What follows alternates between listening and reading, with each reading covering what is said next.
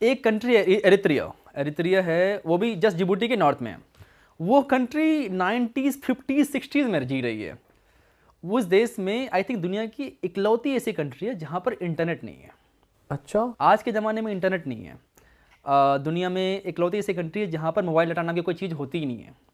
Phone data आप use, phone data होता ही नहीं है, सिम कार्ड में फ़ोन डाटा नेटवर्क मिलता ही नहीं है। ऐसा क्यों है भाई उस देश क्योंकि में? वो एकदम अलग ही रह रहे हैं, 50-60 साल पीछे रह रहे हैं। बट वहाँ वो पे अवेयर है कि ये चीजें एग्जिस्ट करती हाँ, हैं। उनको पता है, वो सब पता अवेयर है। एग्जिस्ट करती है। हाँ। उनको पता है कि दुनिया के बारे में चीज़ें हैं। आपको छोटे छोटे कैफेज मिलेंगे जहाँ पे इंटरनेट मिलेगा। आपको चलना पड़ेगा, आपको वाईफाई वगैरह का कोई सुविधा नहीं है, आपको चलना पड़ेगा 1 किलोमीटर जाकर फिर कैफेज मिलेंगे। अच्छा। आप लॉग इन करोगे, इतना स्लो स्पीड, व्हाट्सएप मैसेज आने में लगता है 25 minute. Text message? Text message. Internet का तो वो लोग, आधे लोग इंटरनेट जानते ही नहीं क्या होता है इंटरनेट। तो वो इस तरीके से क्यों जीना चाहते हैं, उनको उसमें मजा आ रहा है? वहाँ पे डिक्टेटरशिप है, वहाँ पे तानाशाही है, और तानाशाह चाहता है कि ऐसे लोग जिए। और जैसे टूरिस्ट जाते हैं तो उन्हें डर नहीं है कि टूरिस्ट आके बताएंगे तो लोग प्रोटेस्ट इसलिए तो करेंगे? बहुत डिफिकल्ट वीजाज हैं इन सब कंट्रीज का। आपको बड़े मुश्किल से मिलता है, कभी कभी बिना मतलब का रिजेक्ट कर देंगे, बिना पूछे सोचे समझे। बट मैं लक्की था कि मुझे मिल गया और मैं चला गया। और इनकी रिक्वायरमेंट क्या होती है? जैसे कई कंट्रीज मांगती है कि स्टे दिखाओ, फ्लाइट दिखाओ, बैंक बैलेंस दिखाओ, ये लोग ये क्या सब कंट्रीज की कोई रिक्वायरमेंट नहीं है। कंट्रीज में क्या होता है कि आप एक लोकल बंदा ढूंढो, वहाँ पे लोकल बंदा आपके बिहार पे वीजा अप्लाई करेगा कि इस बंदे को मैं जानता हूँ, ब्ला ब्ला ब्ला, कैसे जानता हूँ नहीं जानता हूँ, या तो फिर कोई टूर एजेंसी है, एंड देन आपको वीज़ा मिलेगा। आपका वहाँ पे था कोई दोस्त? वहाँ पे एक टूर एजेंसी वगैरह से आप कांटेक्ट करके मैंने गया था मैं, तो same Gilgit Turkmenistan, same here. और वो देश बड़ा है या छोटा? वो छोटा सा देश है, छोटा सा देश है। और 1970 में रहा है, सारी पुरानी पुरानी गाड़ियाँ हैं, लोग साइकिल पे चला रहे हैं, साइकिल वहाँ का मेन पब्लिक ट्रांसपोर्ट है। But at the same time मुझे ना अच्छा लगा कि वहाँ पे ना बच्चे शाम को फुटबॉल खेल रहे हैं, ना कि अपने फ़ोन में गेम खेल रहे हैं। ये भी देख के अच्छा लगा कि वहाँ पे कम्युनिटी बनी हुई है कि रोज़ शाम को सब साथ पैदल जा रहे हैं, सब कुछ फ़ोन में नहीं घुसे हुए हैं। आप चलो मेट्रो में जाकर देखो, सब स्क्रॉल कर रहे हैं, टिकटॉक या जो भी कर रहे हैं। यहाँ पे एकदम सब हम फ़ोन में घुस चुके हैं, वहाँ पे है ही नहीं फ़ोन, तो कोई घुसा हुआ ही नहीं। एकदम ऐसा लग रहा है कि अच्छा जीवन है इनका, कि लाइवली है, लाइवली है, एक दूसरे से मिले जुले हैं, काफ़ी कम्युनिटी वाइज ज़िंदगी जी रहे हैं। तो आपने वहाँ के लोकल लोगों से बात करी कि उन्होंने कभी ट्रैवल किया बाहर, वो लोग बाहर जाके जीते हैं मतलब नहीं? बहुत ही डिफिकल्ट है, उनको परमिशन देनी पड़ती है उन देश से बाहर जाने के लिए। ओके। हमें क्या है कि हमें जब मन के चलो, जब पैसे में वो निकल जाता हूँ मैं देश के बाहर, वो उनको चाहिए होता है परमिशन कि गवर्नमेंट परमिशन देगी, आप बाहर जा सकते नहीं जा सकते हो। और वहाँ के मेजर लोग क्या करते हैं? जनरली एग्रीकल्चर हैं, छोटे मोटे काम कर लेते हैं। बहुत ही one of the poorest country में भी से आती है एक्चुअली वो। और उनकी खुद की करेंसी है, काइंड ऑफ वॉर में भी है कंट्री, वॉर कर रही है इथियोपिया के साथ। तो सब वो लोग ठीक है, मतलब लोग फिर भी खुश दिखे मुझे ना वहाँ पे, तो मुझे उसका अफसोस नहीं हुआ कि चलो ठीक है, अगर खुश हैं, 900 का यूज़ कर रहे तो क्या हो गया, खुश तो है ना, दैट्स मोर इम्पोर्टेंट। सही बात है। अच्छा भाई, आजकल हाइकिंग का बहुत ट्रेंड आ गया है, लोग पहाड़ों पे हाइक करने निकल जाते हैं, सुंदर सुंदर। तो इंडिया तो बहुत रिच है हाइकिंग के लिए अपनी, पर इंडिया के अलावा आपको कोई लगा हो कि वहाँ वो कंट्री हाइकिंग के लिए बहुत अच्छी है? बहुत सारे लोग आते हैं। किर्गिस्तान, छोटी सी कंट्री, राइनी सी कंट्री, मैंने कहा था कि स्विट्जरलैंड ऑफ एशिया कहते हैं। किर्गिस्तान हाइकिंग के लिए बहुत ही सुंदर जगह है। लोग एकदम हाइकिंग के लिए वहाँ पे यूरोप से आते हैं, फ्रांस से आते हैं, जर्मनी से आते हैं और हाइकिंग करने के लिए जाते हैं। आप गए थे वहाँ? हाँ मैं गया था, 3 महीने रहा हूँ मैं इस देश में। तो वहाँ पे क्या यूनिक लगा आपको? सब कुछ यूनिक ही लगेगा, सब कुछ कोई नहीं है। घोड़े हैं बहुत ज़्यादा वहाँ पे, आपको घोड़े हर जगह दिखेंगे, तब घोड़े को देखते रहोगे, ऐसा फील हो कि स्विट्जरलैंड में आप आ गए हो। तो आपको जब हाइक पे वहाँ पे एनिमल्स वगैरह नहीं अटैक वाइल्ड करते? लाइफ उतनी ज़्यादा नहीं है वहाँ पे। अच्छा। एनिमल्स हैं बट आई थिंक फॉक्स से ज़्यादा मोस्टली, बट कोई ज़्यादा वाइल्ड लाइफ नहीं है वहाँ पे।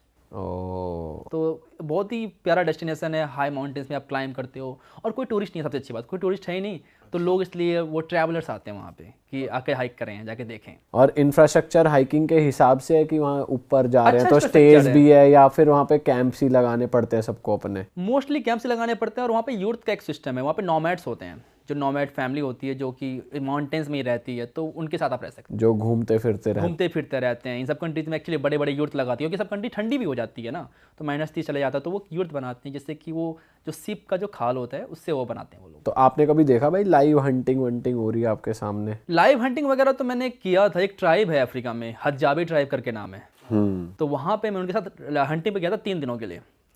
तो वो किसी को भी खा जाएंगे अब, बट लेकिन एक बात मैं देखा था, छोटा बच्चा था, प्रॉब्लम 6 साल का होगा, और एक रैबिट बड़े फास्ट गुजर रहा था एकदम वो उस पे ऊपर। बंदे ने कैसे निशाना मारा, अर्जुन का निशाना था, ये क्या था, वो जाके उसको लगा वो रैबिट भाग रहा है। और ट्रेनिंग तगड़ी रहती है, वो भागते हुए एनिमल्स को मारते हैं, और एक बार भी निशाना मारते हैं वो मार देते हैं। और एक्चुअली वो लोग बहुत फेमस हैं बबून्स खाने के लिए, बबून्स को बहुत खाते हैं वो लोग प्रेफर करते हैं बबून्स खाना। तो वो लोग बबून पकड़ेंगे, बबून खाएंगे, जो भी मिल जाए खा लेते हैं। वो तो बबून तो एक एग्जांपल है, उनका फेवरेट चीज़ है, और जो भी मिल जाए खा लेंगे। वो दुनिया की लास्ट हंटर गैदर ट्राइब है। भाई हमने सुना है कि ऐसे ट्रैवल पीपल नॉर्मली लोगों से कम्युनिकेट नहीं करते, तुम्हें कोई पॉइंट ऑफ कांटेक्ट होना चाहिए, फिर तुम वहाँ पे बार बार विजिट करते तभी बात करते हैं, तो ऐसे कुछ चैलेंज जनरली है कि जनरली हम जैसे इस जगह जाते हैं तो एक बंदा होता है कि उनकी ट्राइब से ही, क्योंकि उनकी जो लैंग्वेज, उनकी वो लैंग्वेज नहीं, उनकी कोई वो टंग में बात करते हैं, क्लिक में बात करते हैं, उनकी कोई खुद लैंग्वेज नहीं है।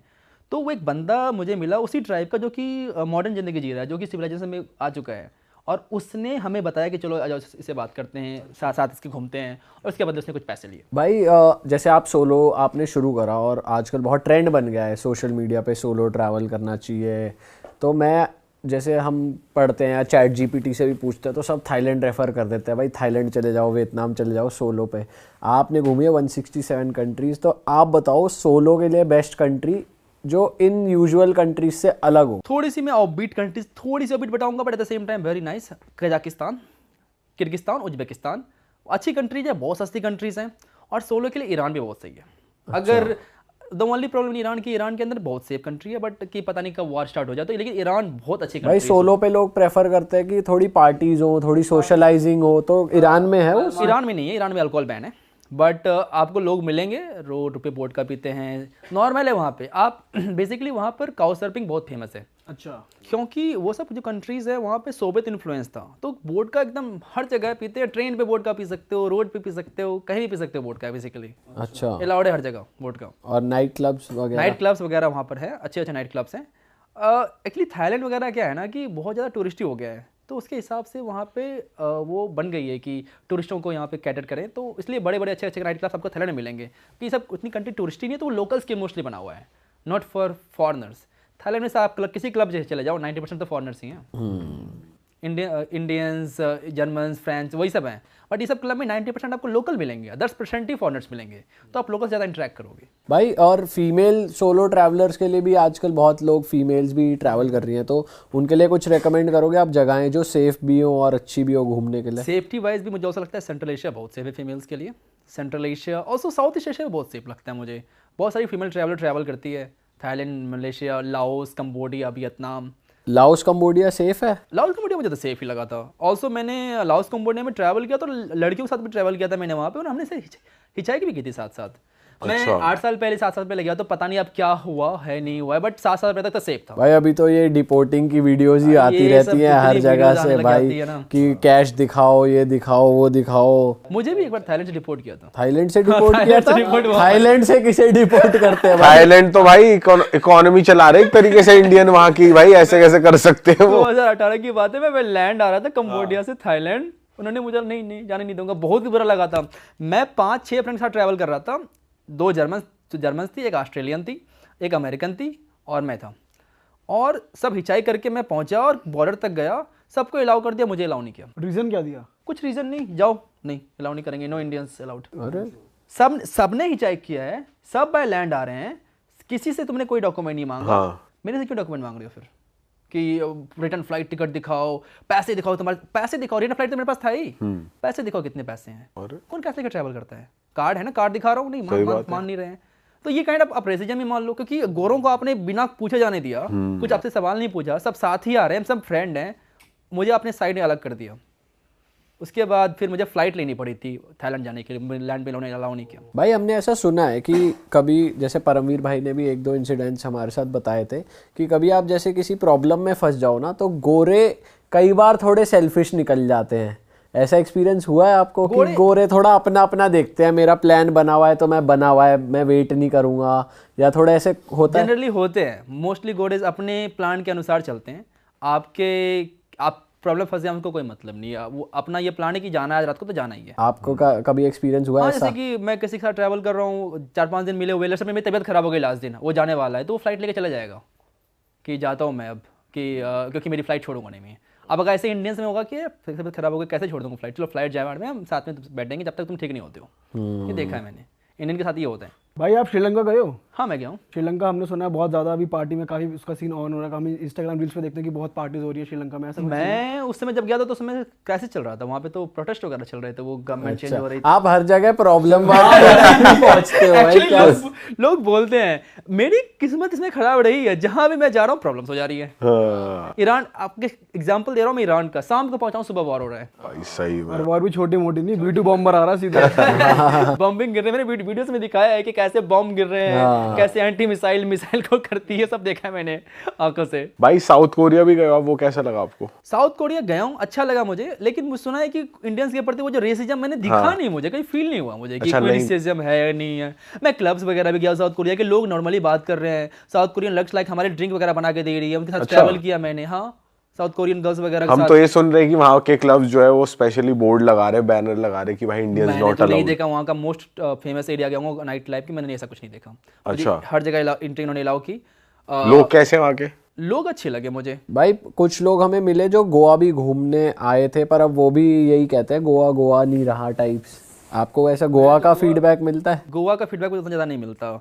मैं उनको बोलता हूँ कि अच्छी जगह जाओ, हमारे माउंटेन्स में जाओ। मुझे लगता है किसी को बोलता हूँ कहाँ जाना है, पहले एक काम करो लद्दाख जाओ, लद्दाख जाओ, नॉर्थ ईस्ट चले जाओ, ये सब अच्छी जगह है, इनको ये बोल देता हूँ। दिल्ली और ये सब, वो लोग मोस्टली दिल्ली जयपुर और ये आगरा करने आते हैं ना।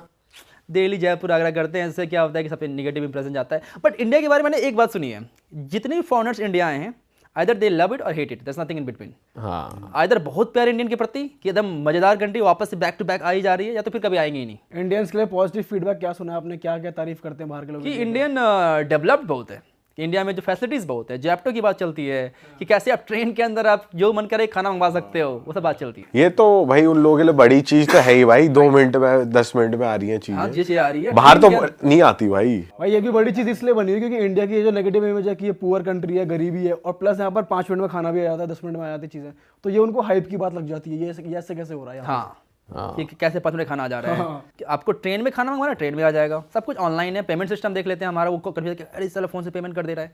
हालांकि चाइना का पेमेंट सिस्टम तो बहुत ज़्यादा एडवांस है सब मामलों के, वो पाम से पे कर देते हैं, फेस से पे कर देते हैं, पता नहीं कहाँ से पे कर देते हैं। पर बहुत सारे इन्फ्लुएंसर्स हैं जो ट्रैवल भी कर रहे हैं, वो इंडिया आ रहे हैं, मतलब बुरी साइड भी ज्यादातर दिखा रहे लोग कि यहाँ कूड़ा है या ये है वो इंडियंस भी तो है। करते हैं, मैं भी तो गया था, तो अमेरिका तो उनका भी बुरी साइड दिखाया कि देखो कैसे ड्रग करके लोग पड़े हुए हैं, तो वो भी करते हैं।